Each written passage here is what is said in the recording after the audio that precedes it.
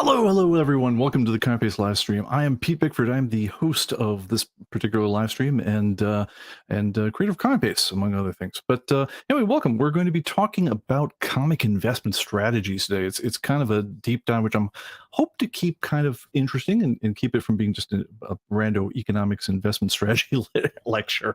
But anyway, welcome to everyone who makes it, and feel free to take notes. I'm going to say the slides this week are going to be particularly atrocious, so take that for whatever it's worth. Anyway, welcome everyone. Want to say hi first of all to Richard Scott here first in the door. Wow, you were very early. Say 2:29 a.m. It can't be. Anyway, ORVO from Minneapolis, Fred Slota from out there, Jet City Comics. Hey, welcome. Ahmad, Greg Hex is in the house. Rob Weinberg, Ed Billiot. I know there's some excellent comic collections out there in the represented by all y'all. Xanadu Comics from out in Seattle. Let's see here. Oro says, perhaps the thing here at Atlantic Ocean is intermittent cooling effects up north. They always say cooler by Lake Kichigami, don't you know? Yeah, I don't know, but yeah, apparently it's gotten a little cold out there in the rest of the world. We're into the last third of summer at the very least, but we'll take it from there. It sounds like it says good volume, a little bit tinny. Hopefully the sound on the vocal is okay.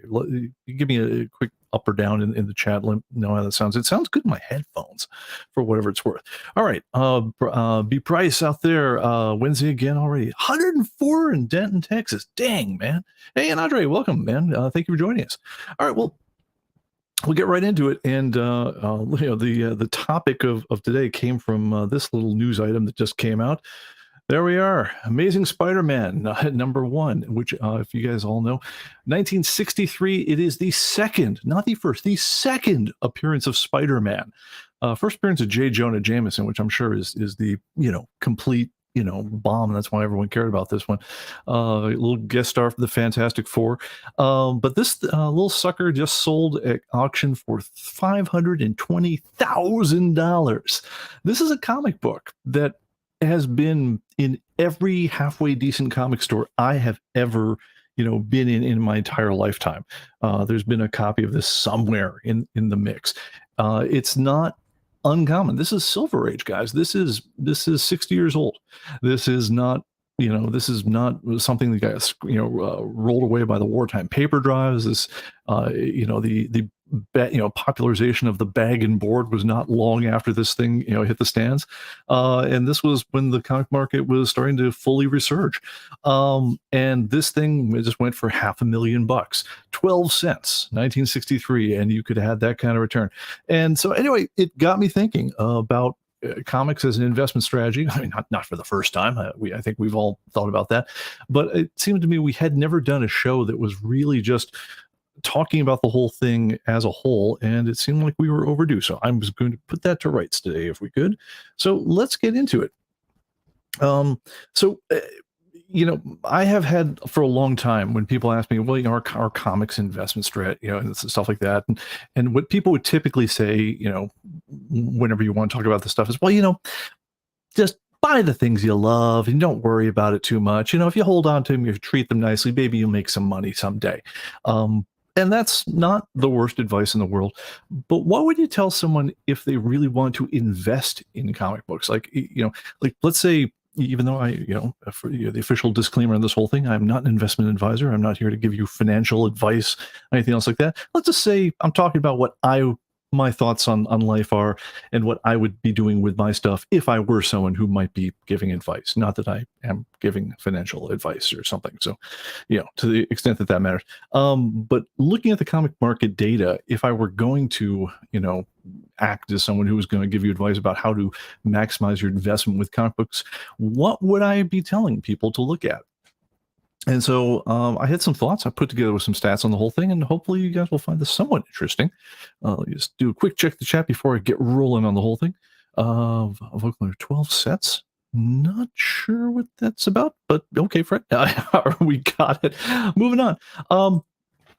So when you want to talk about comic books as an investment, it's absolutely difficult because what I always just tell people back in, in the day, say, well, people, Pete, you work in comic books. What's your best comic book? Do you have a lot of money in comic books? And like, yeah, man, I got my money tied up in my business, and I've got some, I've got a retirement fund and IRA and things like that. I've got all the normal, things that people have. I never really thought of my comics as my retirement fund per se. Um, and I think that a lot of that comes drilled into me from my folks who were, was a paper boy, and I started, collecting comic books and putting money into them. And you had to, at some point, tell everyone, well, why is it you spent so darn much of your time and money on these comic book things? And I'd be like, well, Mom, Dad, they're going to be worth money someday. And they'd be like, yeah, pat you on the head. That's nice. Just make sure you keep on putting money in your savings account. And I'm realizing, back in those days of Minnesota Federal or TC Federal or whatever it was back in the Minneapolis, that the little five, I think back then it was so inflationary. I think the passbook paid 5%, but those things could not have been a worse trainer for the investing life that you would eventually grow up as an adult. A passbook account could not be further from any adult investment than you could ever imagine. So, I mean, just look at an investment, that you do. As any investment, it basically involves a couple of things. It involves, well, what do you want to buy? How much do you want to pay for it? And then that in turn is going to, form your choice of the cost and the quality of the things you buy. You have to figure out when to buy it, and we have to figure out when to sell it. Now, passbooks, just as an example of the absolute counterintuitive investment.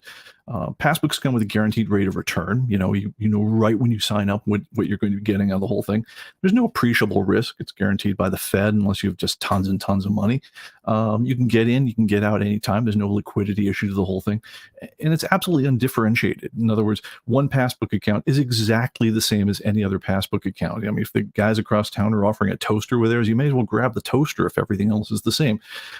Because you're really just talking about simple or straight compounded interest. There's no additional factors to carry on the whole thing. And frankly, there's no carrying costs. There's no transactional costs. If you come in one day and say, hey, I'd like to take my, my $58 or whatever you saved, as a paper boy out, they say, okay, great. Here's your $58. If you get your mom's, signature, whatever the thing is, there's no problem getting in and out. No other investment you make in your adult life works anything like this. I mean, I was thinking, are comics particularly good or bad? No, they're actually exactly like other adult investments.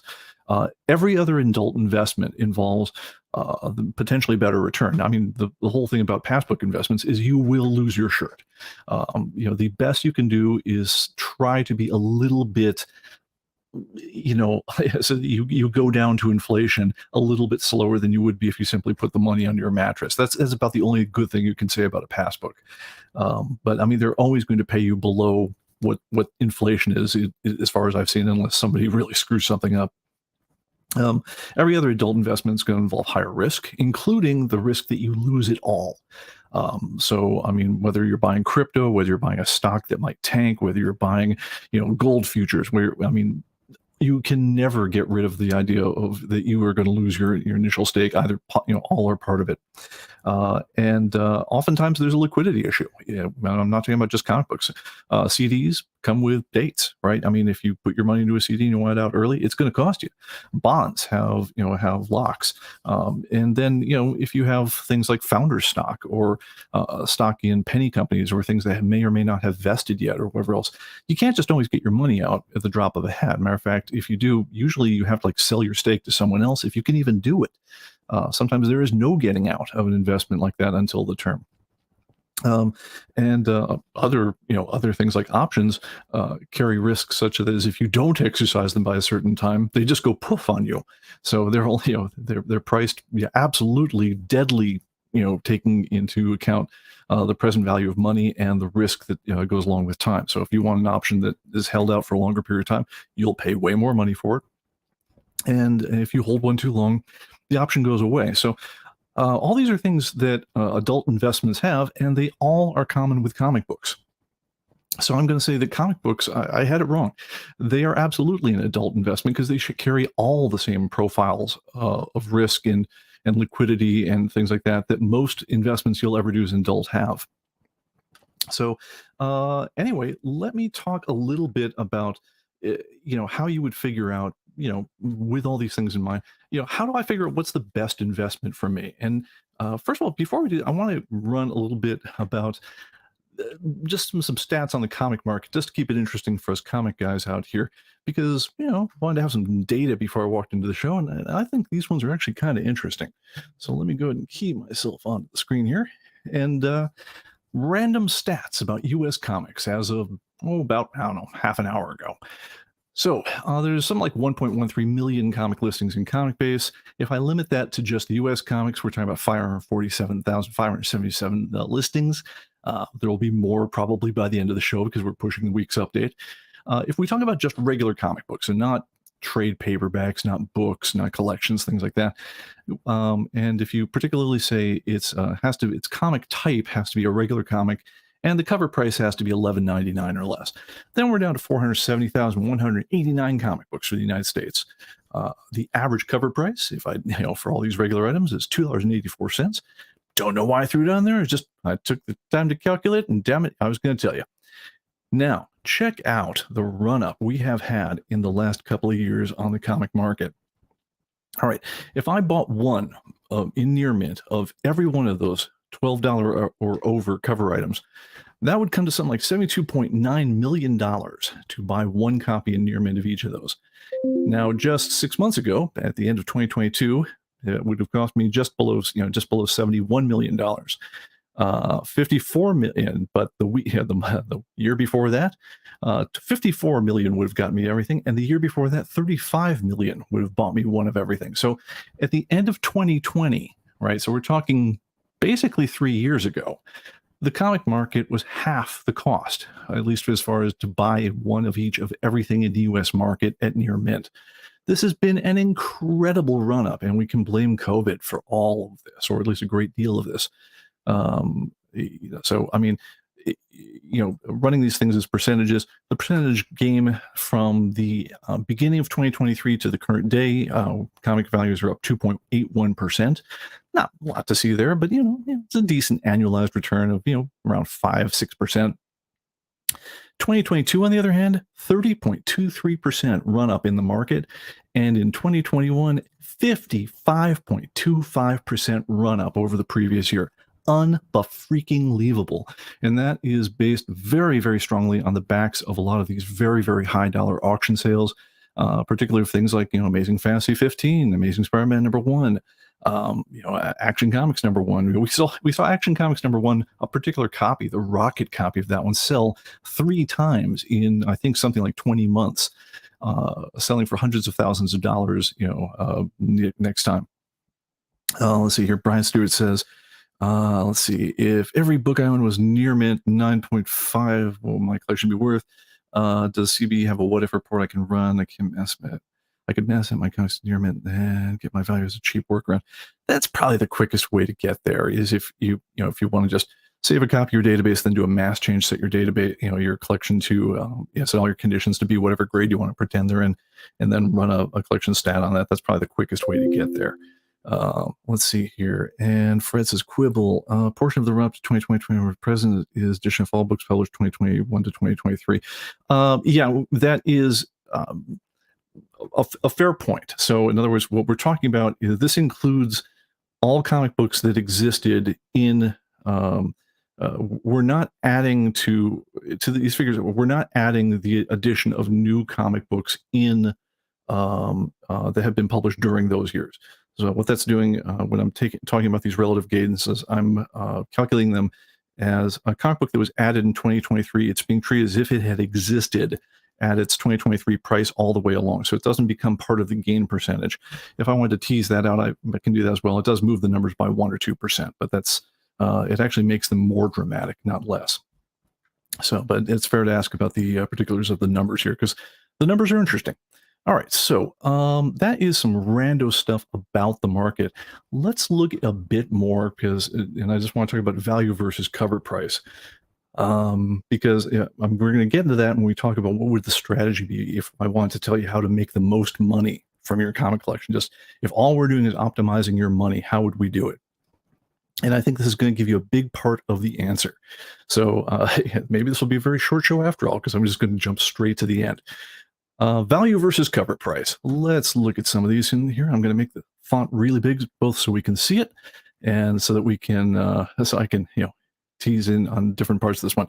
This is the average value versus cover price, U.S. non-variant comics. All right, so it's a slightly different data set, but I think it's an interesting data set. So it's non-variant comic books, regular editions, 1939 to present, and the inflation was calculated against $1 as of January 2023. So in other words, I'm not trying to tease in any of the inflation rate type stuff that's happened in the last 6 months. We're treating everything as if we're doing this whole thing on January 2023, because dang it, I didn't want to spend all day on this. All right, so let's look at what this comes down to. And what I'm doing here is I'm going to kind of skip randomly around the decades, going all the way back, and talk about some of the trends. All right, so in 2023, if we take all the comic books that have been published so far, the average cover price for every comic book with a 2023 cover date on it someplace is $4.62, and its average value is $4.75. So, hey, congratulations. If you just bought everything that came out this year and you held on to it, it's worth 2.8% more than you did when you bought it. So, and obviously the inflation adjusted growth, because we're treating this as the baseline year, is exactly the same.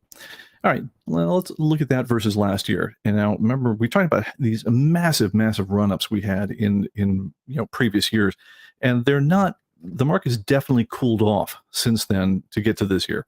When we're looking at 2022, the average cover price was $459, average value $499.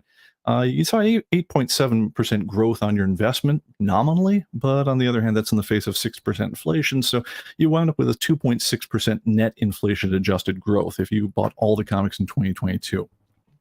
All right, now let's start, moving down a little bit to something that's a little bit more exciting. 2015, you bought all the comic books that came out in 2015. They would have had an average cover price of $392, which, by the way, note that in 7 short years we've pushed the average cover price up 70 cents on all the comic books here. They'd be worth an average of $5.80. They would be worth 48.1% more than you paid for them now, but because of discounting inflation, they're really only worth 15.7% more, in terms of constant dollars. Now, interestingly, and I didn't think I'd see this one in the data set, but there it is.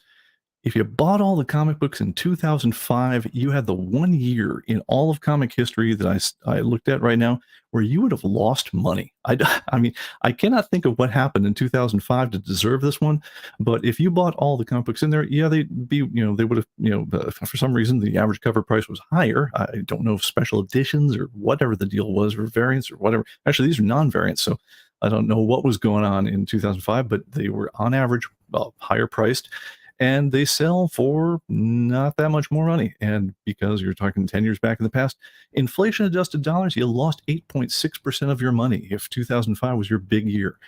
1995, despite us all thinking that as like the absolute hellishness. Oh, I'm sorry. Sorry, but Chiron's still on top of things, and it's blocking these lower displays. I liked it for a minute, but it's getting in the way of things. Let's get on that one and drop that. Give me just a second, folks. Sorry about that. Okay, there we go. Hopefully it's a little bit better. Okay. All right. Yeah, I'm trying to use it a little bit as a revealer here, but you do need to be able to see the numbers. 1995. All right. So you guys remember the terrible 90s, the glut years, right? $2.48 was your average comic book. But strangely enough, these guys have recovered pretty darn decently. Average value of $6.46 today, 160.8% growth on average from what you did, and you made 31.1% after inflation. So if you went into the comic market in 95, you didn't do too bad, all things considered. We didn't run 1992's numbers, so we'll take that for whatever it's worth. All right, let's go back another decade here, and let's look at 85. Now, really do want to scroll these line by line if I can possibly get away with it. Maybe I can. All right, we'll just follow my attention if you possibly can. 85. All right, so 85 is basically that's me at my paper boy buying best here. Average $1.25 for comic books. I guess indies had just come out with their Mando paper, and we're starting to pump that average cover price way up to the stratosphere.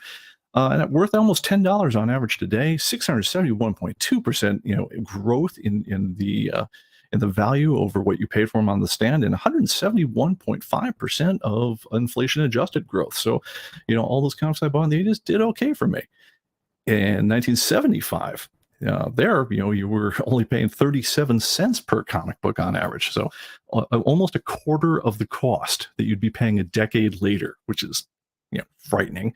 And they would also be worth an average of $30 almost on, per comic book now in near mint condition, for a nominal growth of 7,800%, or 12 times your money, 12.84%, 12.84 times your money in inflation adjusted dollars. Now things get really interesting. All right, so now we're getting the stuff that's like before my time, right? Or at least before my comic buying time. Let's go back to 1965. There, you'd pay an average of 14 cents. That was right in the time between the 12-cent and the 15-cent comic books. For those comic books, you kept them in near mint condition, they'd be worth an average of over $75 each, and your money would be worth 54,000% more than you paid for them, for an inflation adjusted growth of 5,543%. So you are making, I believe that's 55 times your money if you kept all your comics in perfect shape from 1965. 55, doing even better. 11 cents on average is what you paid for those suckers, and they would be worth on average $257 more. 20,876% growth in adjusted for inflation. 1945, you'd be paying 10 cents on average, because for decades and decades, 10 cents was all the comics were ever going to cost you. Your average 1945 cover date comic book is worth $1,500 today. That is, let me see if I can get this, 1.491 million percent higher than you paid for it in cover price, a mere 88,000 times what you 88,000% inflation adjusted growth from when you bought it in 1945. And going back to the start of the whole thing, 1939. I decided not to do 1938 because I just wanted to exclude Action 1. 1939, of course, you paid 10 cents for any comic book on the stand. They're worth an average of $35,000 today, for 3.42 million percent growth nominally, 1.6 million percent growth in terms of adjusted for inflation. So yes, and by the way, if you guys care about these things, and if you want to become very depressed about things, this column over here is the inflation factor. So what $1 was worth in 2023 was worth it was $1.06, bought the same amount of I'm sorry, it bought $1.06 worth of goods in 2022. It bought, let's see here, when I was a kid in the 1980s, it was worth almost 3 times as much. And it was worth 22 times as much or 21.37 times as much in 1939. So yeah, Federal Reserve, you're doing a hell of a job, guys. Anyway, but that's where that, and this also explains why my absolute favorite time travel fantasy is to go back in time with, like, I don't know, a shiny $5 bill or something like that from 1938, go down to the newsstands and buy every single thing in there, in particular Action 1, Detective 27, anything else I can get my hands on, and then carry it back through the time machine with me, somehow having it, passing carbon dating and arriving in the future in near mint condition, at which point I become a gajillionaire and I buy myself my own island. All right, some questions while we're at on the whole thing. Commas. Yeah, sorry about that, guys. Excel does not allow for formatting with commas on percentages that high. It doesn't normally come up that you're not normally talking about 1.6 million percentage. But that's one of those things. By the way, Agent of Camp, I'd like to remind everyone, please smash that like button, everyone. And by the way, this is like YouTube malfeasance, the fact that I did not say please like and subscribe, but please do if this sort of thing is interesting. All right. These are averages. They are not meant to get the mean, median, mode, etc. I looked into doing this sort of thing, and honestly, it got into stat hell way too fast and way too far in the whole thing. And by the end of it, it was like, I'm not going to do anything else with this week in order to prepare for this thing, or I'm going to have to just give you guys a thumbnail, and we'll have to revisit certain topics of interest to people at some other time, because as I started thinking about this whole problem, it was becoming clear to me this could easily become like about a 10-hour show. All right.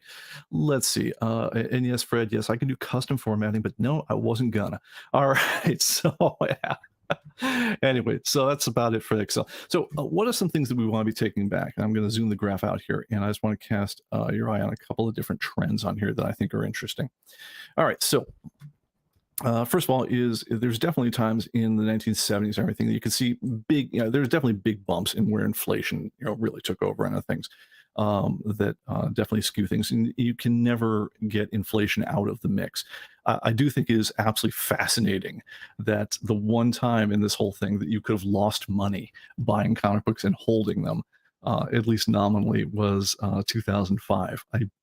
For the life of me, I can't think of what we were doing in 2005 that it would make that trend happen. But everything bad I was thinking about the 1990s glut, uh, it turns out it's actually true of 2005, at least today. The average value of a comic book. So we get this question a lot, which is to say, people call up and say, like, "Hey, I've got about 3,000 comic books, and like, I don't know, how much will they be worth?" Right now, if you don't know any other thing at that point, and you just need to guess, what are 3,000 comic books worth? The right guess is something in the area of $5, right? So, say, if I don't know anything else about them, 15K could be, don't know. Now, if you can get them to drill down and be more specific about the dates and whether, let's assume that they're all in near mint condition.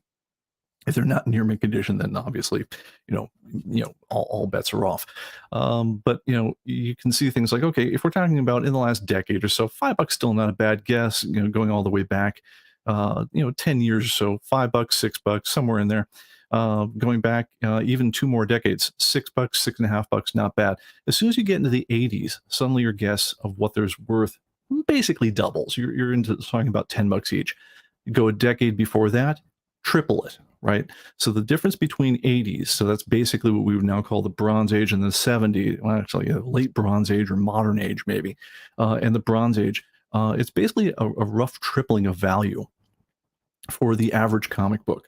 When you go into Silver Age, you just about triple it again, or at least double it. So that now your average guess from 1965 is $76, and you more than triple it when you go back in the Atomic Age, 257, and basically what does that amount to? A times sixing or times fiving, five and a halfing when you go into the solid golden age, the 1945s and so forth. So the decade ramps are huge. When you get into this kind of analysis, and if you can go all the way back to the dawn of the modern super era, hero era, obviously it's Molly bar the door. But that is very, very much shaped by a couple of very key books. So when you're talking about the first Wonder Woman, the first DC, the first Spectre, the first, all winners, the first, all the things that happened in 1939 to 1941 or so, those key books are worth just freaking bank.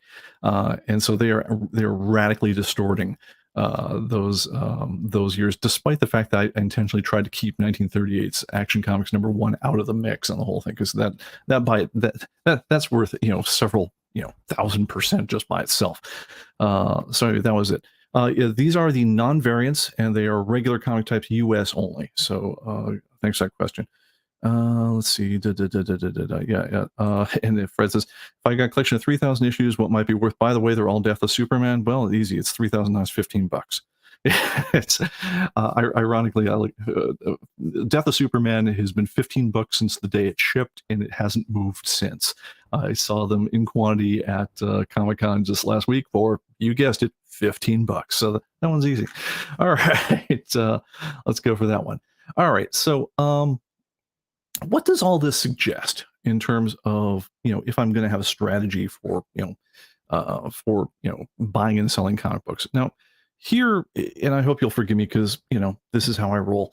I want to get I'm going to talk about some basic strategy, but then I'm also going to talk about some of the bigger considerations, because there is something different about collectibles. I did say that they're very much like a grown-up investment in terms of all the bad parameters, the liquidity, the transaction costs, the carrying costs, and so forth, the inability to, the dissimilarity of investments, and so forth. Like I say, they couldn't be farther from a passbook savings account if they tried. And by the way, if you wanted to take the same analysis and you wanted to perform it for individual comic books, I expect radically different numbers. So in other words, the curve for was it Amazing Fantasy? I'm sorry, Amazing Spider-Man #1, the second appearance of Spider-Man, just sold for it was $520,000, up from its previous sale in November of $330,000.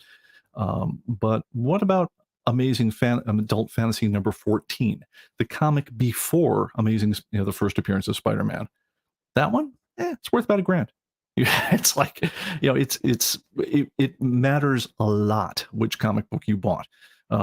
Key issue. I mean, they all did fine. The average did just great moving up through those periods, but obviously the key issues are an enormous percentage of what that is, and being able to determine what the key issue is, um, it's a topic for something that's a much longer podcast than this one.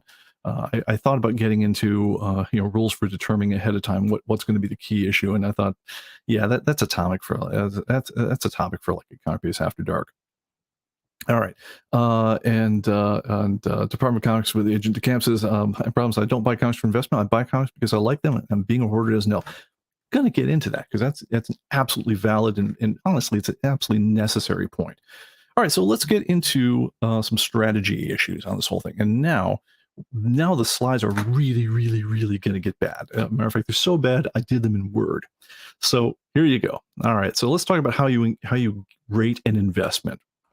All right, so investments are all about return on investment, ROI, right? What's return on investment? Well, simple. It's the net return divided by the cost.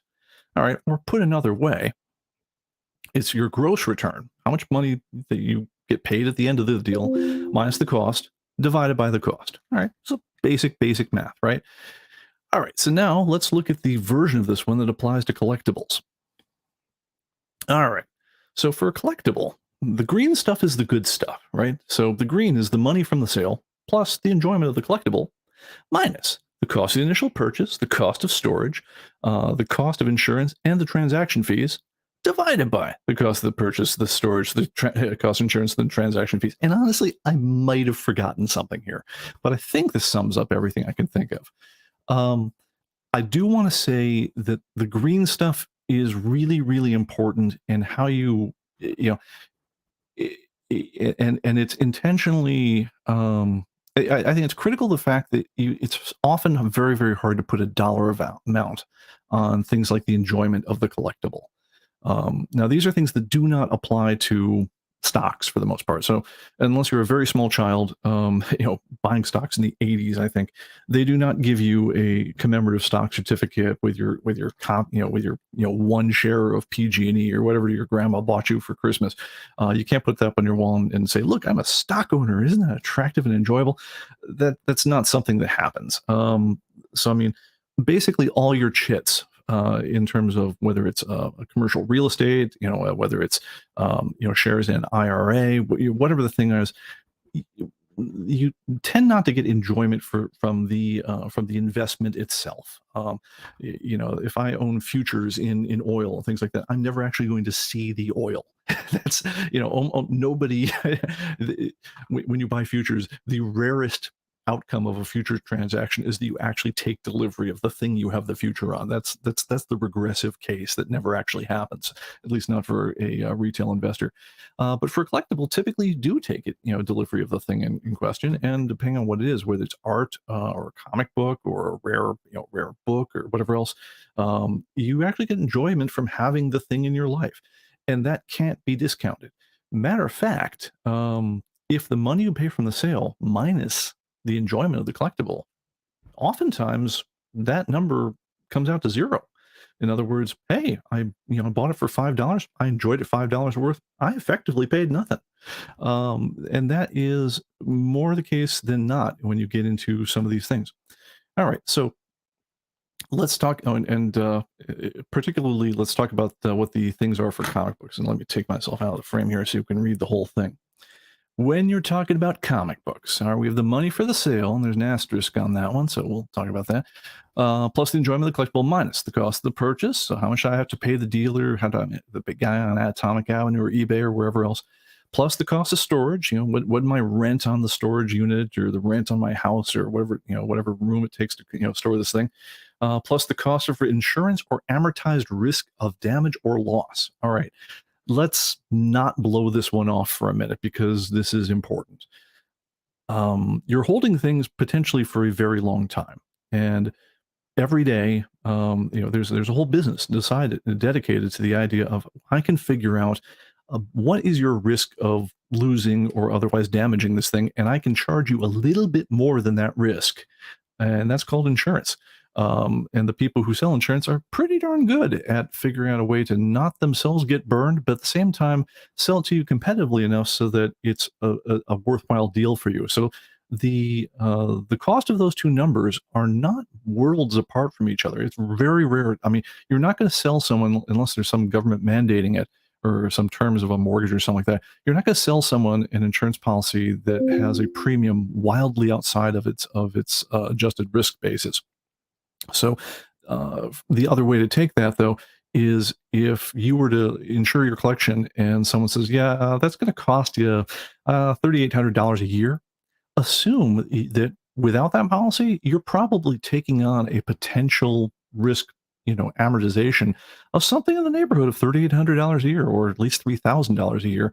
And that's your amortized risk of, water damage, fire, or something bad happening to the whole thing that they would otherwise cover you for. So don't blow off the insurance or risk part of this one.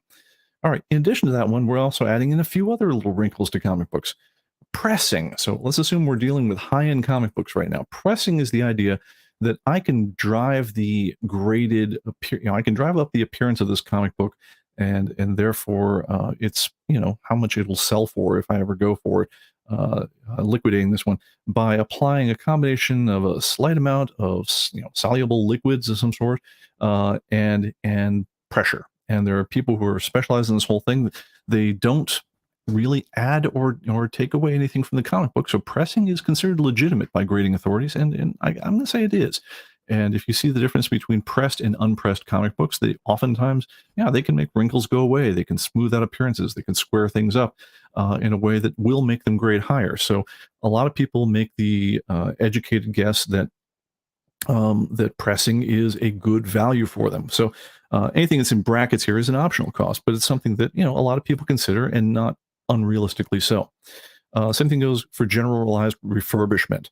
So there's people who's like, okay, yeah, this thing, it appears to be, it's like a 6.0 copy of Fantastic Four #1, but if I let the guy do a little bit of magic with a little bit of, a little bit of soluble glue, a little bit of ink, and a couple different places it got scratched and whatever else, and then run through the pressing and so forth, I can make it look like it was an 8.5 copy, and the restored 8.5 copy, even though people know it's restored, might sell for more than my unrestored 6.0 copy.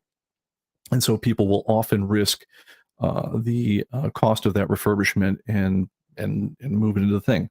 Slabbing, something that you guys know I have very mixed opinions on in the whole thing. But when you're talking about the high end of comic books, it's practically required at this point. It's not the way I would have designed the world, but it's the world we live in right now. Is if I have a comic book that sells for $1,000 and I want to sell it to somebody, I'm almost required at this point to have it professionally graded and slabbed, because it widens up the area of people who will buy this comic book so much more. And it makes it so they can be sold at auctions with confidence. And so, unless I'm doing this thing in a private hand-to-hand sale where they're inspecting it them personally, almost impossible in today's market to move an unslabbed comic book for big money. So yeah, the cost of slabbing, that's part of the deal. And by the way, the slabbing guys, whether it's Collective Guarantees Corporation, CBCS, PGX, all these guys are now in a mode where they will charge you not just what they think it costs to grade it and what it is for their time and money, but they'll also, on the high end stuff, charge you a percentage of what they think the book value of the comic is. So factor that in. And then you're also going to incur almost always some kind of sales transaction fees. It could be something as simple as the Venmo transaction that's fee that someone's going to charge you if you're doing business face to face. It could be an Atomic Avenue or an eBay fee. It could be an auction fee. It could be if you're going to have to advertise your thing for sale. That could be part of the fees as well. But all these things are very typical to be part of a comic sale, and you got to factor them in. As you'll see, this whole list here is looking pretty much more complicated than the simple, net cost, net proceeds divided by cost ROI formula. But this really becomes, in the end, net proceeds divided by ROI. Any of these things, if you let them get out of control, can absolutely swamp the variables and everything else. So, for instance, it is absolutely insane, for instance, to try to get a $2 comic book slabbed, right? Because I mean, if I'm ever going to only make $2 or $5 off the whole thing, I'm not going to pay $15 to get it graded. That would be nuts. But on the other hand, the same thing goes. If you had cost of storage that was prohibitive where you are, so for, let's say, you're in an apartment building in New York City, it may be very, very difficult for you to effectively store large amounts of comic books. On the other hand, there are other people who make their entire business model of the fact that their cost of storage is minimal. For a long time, I know Torpedo Comics would buy up retail stock from every retailer that had ever gone on, out of business in the entire Pacific Southwest. And they would store them in airplane hangars out in the desert at incredibly low prices, and so as a result, they could afford to underprice all their competitors. So that was definitely interesting. But you have to worry about all of these factors when it comes time to making your move. All right, so and Francis, of those 3,000 copies of Death of Superman, they're all slabbed. Yeah, all right, good luck on that one. Yeah, sales tax. I'm going to say I'm going to factor that in as part of the sales transaction fees. But yeah, good point on that. And let's see here. Agent Camp says, oh, I did not know this. He also has a restoration removal process business. I haven't heard of such a thing, but here we go. Okay, yeah, it's a joke. For a small fee, you can send me your comic. I'll read it, fold it back the cover, roll it up, and stick it in my back pocket, clip coupons, etc. All right, well, there you go. All right. So, and the one other note I had here is the money from the sale times the little asterisk on that one is the money from the sale, and this is often an absolute killer in the comic market, is the money you're going to get is what's worth in the marketplace, right? So, you're always going to sell it for whatever you can get. Let's assume that, right? Because selling it for less than you could get is nuts. But you're going to deduct off the price that many of you will pay to sell it in an acceptable amount of time for you. All right. So I might have, I don't know, I've got a copy of that Amazing Adult Fantasy number 14, worth about $1,050 in near mint condition. Everyone agrees so, but not everyone wants it at any given moment. If I want to sell it and I want to get rid of it today, I might have to sell it. I might have to let it go for $850. I might have to give someone a deal. Depending on how much my time is worth to me, or how much I need to sell it in a given period of time, I might need to discount quite a bit. So keep that in mind. Let's see here. And Beach Price says, yeah, even not even that high value anymore. For all intents and purposes, any book valued over 1,000 is charged as a percentage when they're getting a slab now. Yeah, that's what my understanding was as well. And do I think it's kind of fishy? You're damn right I do. All right. But all right. So with all this in mind, right? Because all we're going back to is how do we maximize ROI, net return over cost, right? With all that goes into that, what are some strategies that might get me someplace? All right. Let's just give away the answer right now. For all intents and purposes, the strategy I got told when I was 12 years old by the local comic dealer.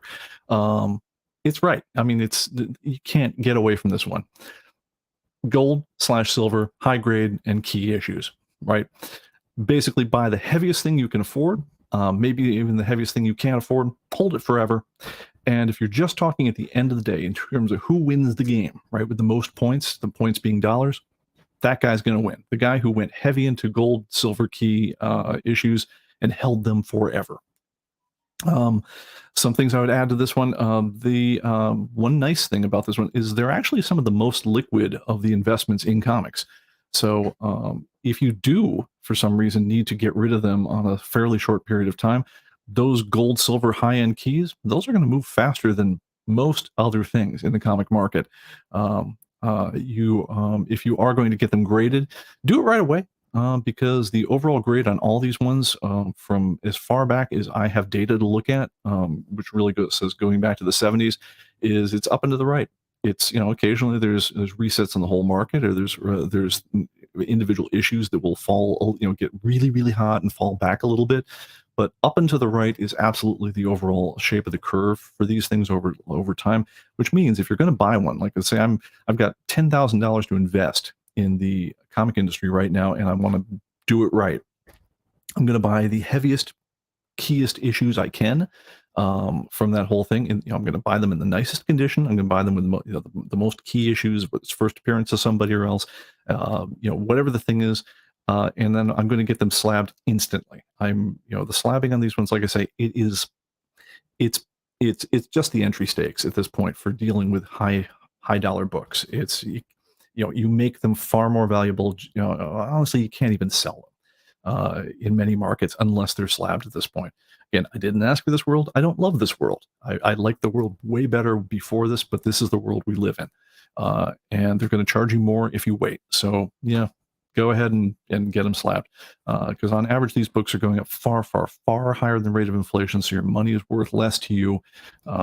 It's cheaper for you, even with inflation involved, to get them slabbed now than to say, well, I'll wait a few years and then I'll get them slapped. No, if you're going to do it now.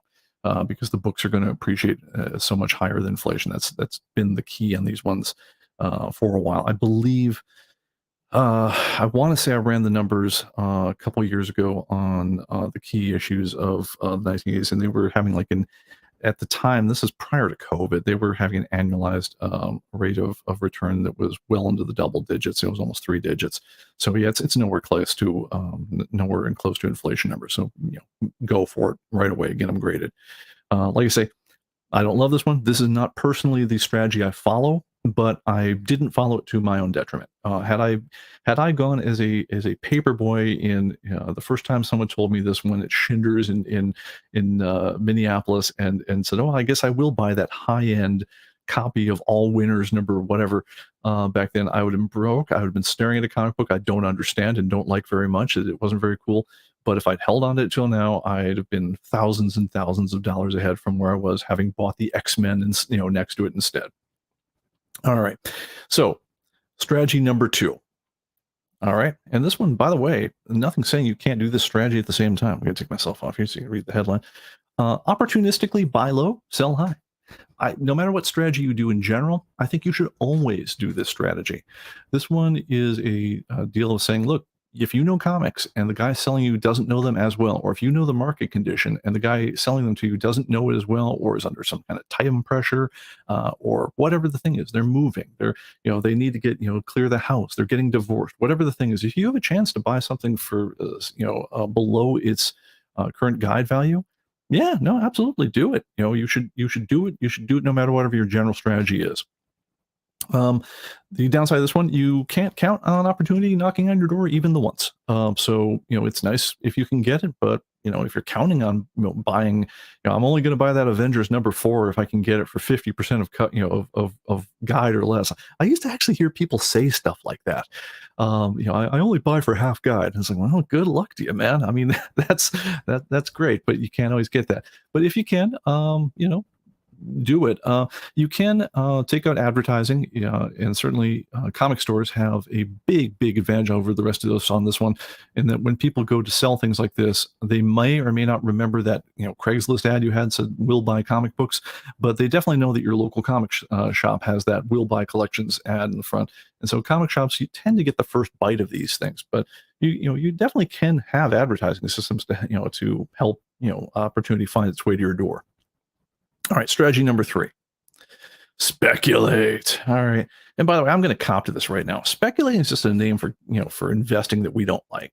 It's the same thing we'd say for gambling, right? But it's just a strategy. This is the idea that I think I get an angle, and here's, the angle in particular here. Variance. All right. And here's where I have to eat some crow. So I may as well put myself on camera so you can watch me eat crow. I am not a fan. I'm not a fan of slabbing, and I just told you to slab stuff that's worth a lot of money.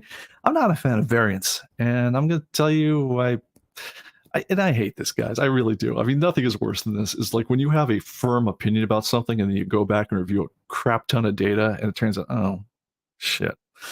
Turns out I'm wrong. And what I'm wrong about is my impression formed in the 90s and I'll show you Gen 13 if I get a chance at the end of this one. Um, and the early dawn of variants was that variants tend to have a very particular price curve. It goes up and then immediately crests and typically falls down as people lose interest. So in other words, like, oh, hey, look, here's some new novel thing I've never seen before. And then the fad passes, no one cares, the character falls out of favor, and then suddenly the whole thing's, in a variants box for $5 each. We saw that a lot. And now I noticed at Comic-Con in particular, and of late, we have gotten so big at flooding the market with variants. We've now tipped the market. It's standing on its head right now, in that there are a fifth of the comics on the market are not variants. Four-fifths of the comic books in the comic market right now are variants of one sort or another. So essentially, we're living in effectively an all variant market. So there's no such thing as, well, I don't want the overpriced Gucci variant. No, that's the only variant. That's the only version you got half the time. I'm not even saying half the time. Four-fifths of the time, that's the only version you've got is one variant or another.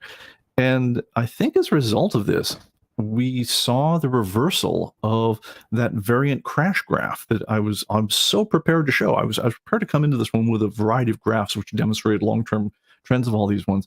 And then I started looking up recent variants and then dialing back in time to older variants like the Gen 13 ones, and damned if they haven't come back and are holding their value at an accelerated rate from the original issues. They came up, they crashed, and then over time they got better. So speaking of Death of Superman, so that 50 or 80 or $100 variant you buy today, you know what? There's an awfully good chance it stays 50, 80, $100 and might even go up. God help us all. But there we are. What I'm going to say about variants in particular is, there's an art to it. And I'm going to say this is often, it's the same angle if you can do it of buying if any of you guys collect bourbon, or if you want do a if you guys got it as part of like the collector's thing on bottles of scotch or bottles of bourbon. I know a kid who bought his own house by his investments in scotch. He invested 21 grand in scotch, turned it into, I believe, $400 some thousand worth of appreciation, sold the thing off and bought himself a house. So anyway, but there are people out in here in Tennessee that do the same thing with bourbon releases, like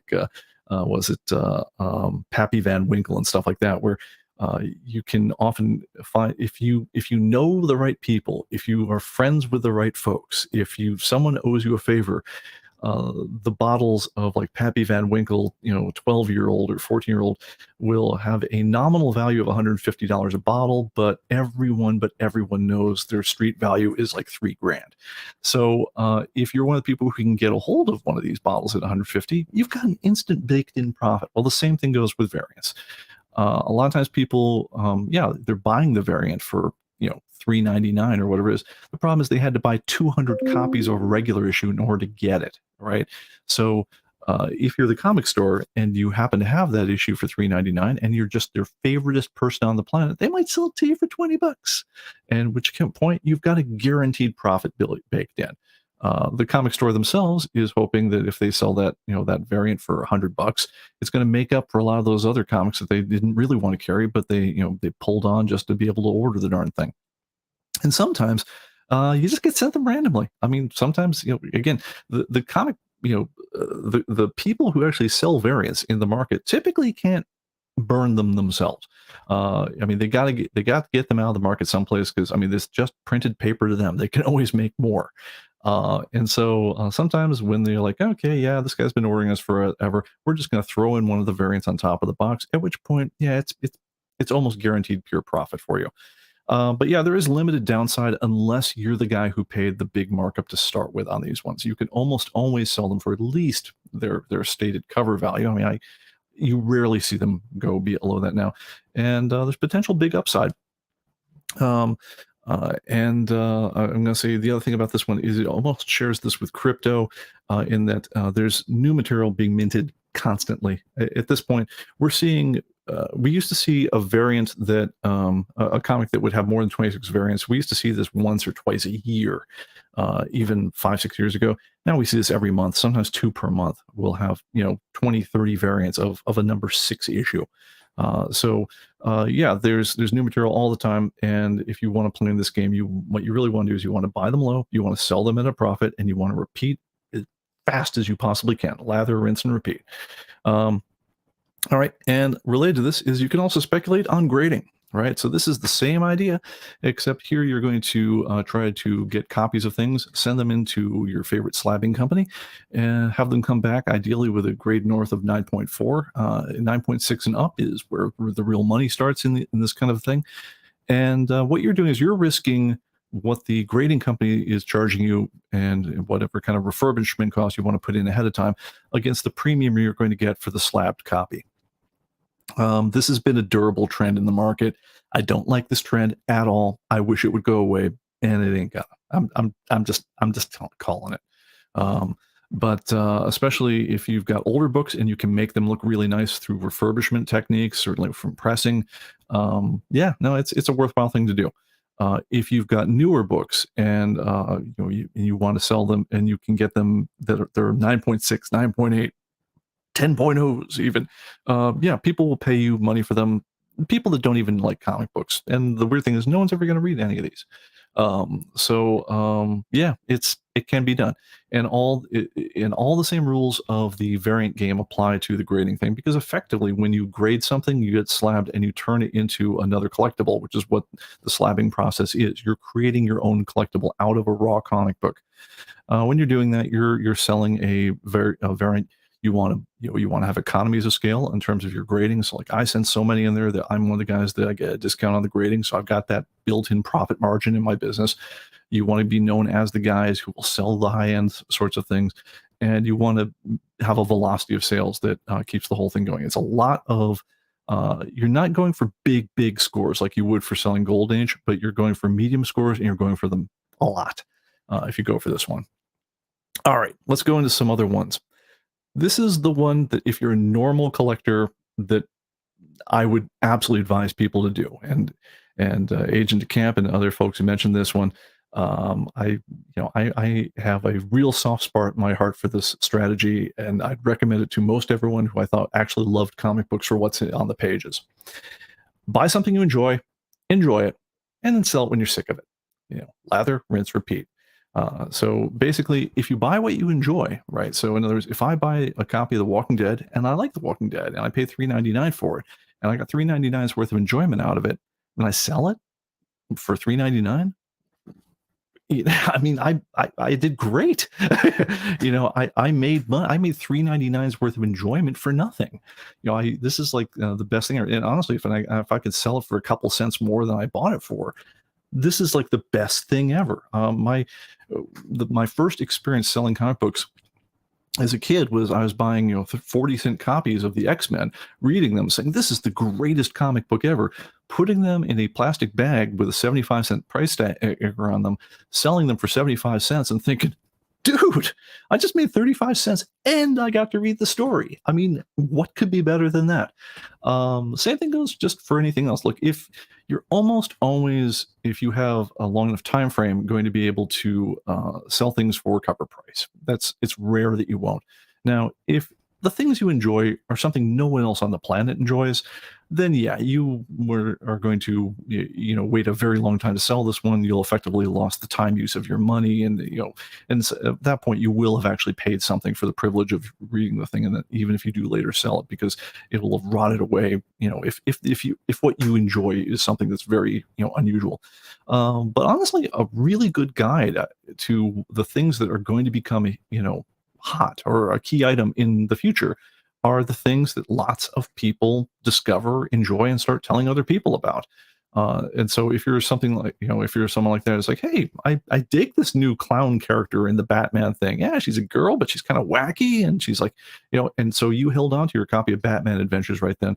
Yeah, you paid $2 or $1.50 or whatever that initial issue was. And it's going for north of $1,000 now, because that's now, that's now Harley Quinn's first appearance, and you enjoyed it, and it became the sort of thing that everyone else likes. So Oh, yeah, I mean, it's a really good way to go. It's, honestly, it's the advice I would give to most people who actually like comic books for comic books, as far as to how to get the most out of the whole process, is just buy what you like, treat it nicely, and sell it when you're bored with it, and, you'll do okay. And then finally, I'm going to give you, what we do actually here at ComicBase and Atomic Avenue. As a private collector, I do this. As the guy who runs the stuff at ComicBase and Atomic Avenue, I have to buy everything. But we do buy it at a discount. We have to buy everything because we need to provide you with data on everything. So I don't, if you saw my inventory on atomicavenue.com, it does not at all reflect my personal preferences as far as what I like. It's, matter of fact, the things that you don't see for sale are the things that I personally like, because I those are the things I hold on to. But everything you see for sale, that's just the grist for the mill. Anyway, this is the comic shop model. So what they do is they're always buying at a discount. So they are never paying full price. They are going to always, they're going to have a consistent profit, because they're, buying a large variety of product. It's very diversified in terms of what they're doing. They're always going to try to trim things that aren't selling. They're always going to try to add more to things that are selling. But everything they buy and everything they sell, unless something is really rotting on the shelves, they're always going to buy it at, sell it at a small profit. Now, in order to make this all work, a couple things have to happen. Number one, your storage costs have to be kept low.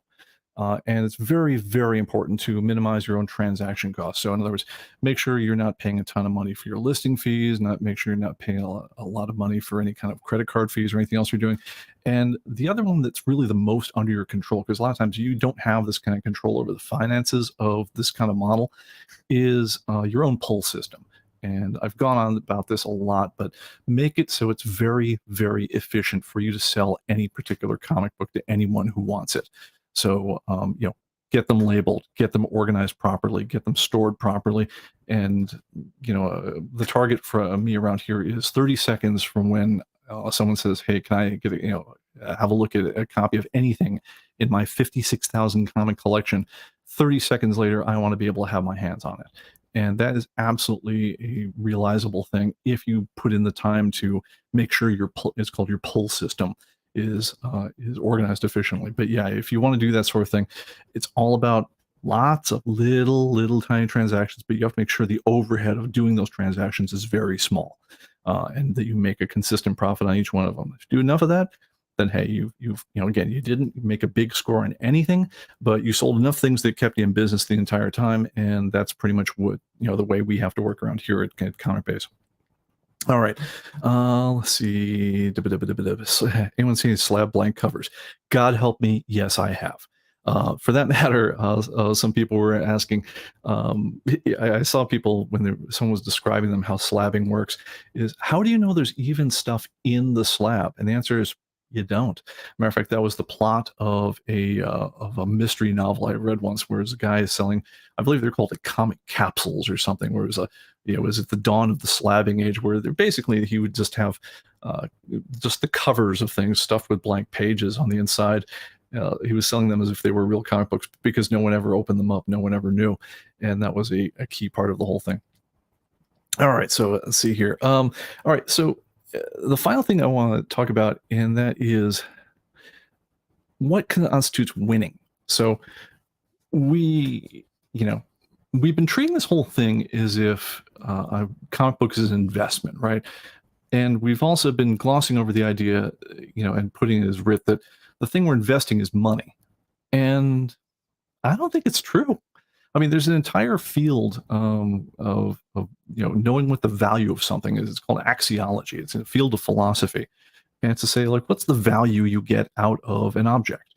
And the monetary amount I can exchange it for is, when you talk about collectibles, it's not always, the dominant or even a major part of it for me. I mean, it's a lot of times the thing that constitutes the win for us when we're putting our collection together is the way it makes us feel, the way we can display it on our wall, the way that allows us to reach out, connect with other people, the stories it puts in our head that we can relive and share with the other people.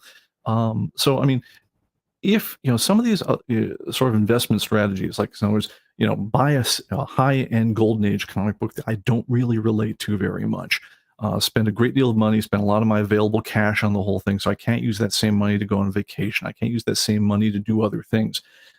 Take that thing, buy the comic book, slab it in a couple of pieces of plastic. Never read it. Like if I want to read it, I have to literally go out and find a reprint of it someplace else and read that instead. I'm not at all certain or convinced in any way that that adds up to the happiest life, because it really comes down to what's the point of money, right? So, I don't know that the win condition of the game of life is having the most money. Matter of fact, I'd say it's quite evidently not. I think money helps with a lot of things. If depending on what it is you want in life, money can get you power. If power's your thing, power can get you money. Ask any senator. But other people want other things. They want relationships with other friends. They want they want to write a great song. They want to do, something really cool and creative in life. Whatever the win condition is for you in your life, you've got to decide that. At that point, your investments of your time, of your collections, of your money ought to support whatever the thing your heart says is the thing that's important to you. Now, with that said, there's good research that says, after basically if you're earning less than about $30,000 in America, and this is the numbers a couple years old, so call it $35,000 now. If you're earning below $35,000, your life gets made quite a bit happier if you earn more than that amount of money. But after that, turns out having a lot more money doesn't actually correspond at all with increased happiness. So figure out what the thing is that does make you happy and try to make your investments support that once you've handled the basics of keeping life and soul together. But that would be my big advice on this whole thing. So yeah, anyway, so you can always count on us to try to make something as straightforward as the compound interest on a comic book collection into a moral question. But yeah, there you go. All right, so that's all I got to say about that one. Department of Comics says the person who dies with the most comics wins. If that's your win condition, then God bless, man. I could probably use a few less than I've got, but we'll work that out in the end. All right, so I think that's it. And Fred, Twilight Zone reference here. Always make sure you keep good backup glass in case the apocalypse comes and you drop your good readers. And I think Agent Camp wins the chat. Wife's the best investment. She keeps me happy. Well, right on, man. All right, guys. Well, with that is it. I'm going to invest myself in a beer. You guys have a good one. I will catch you on the next one. You guys take care. Bye-bye.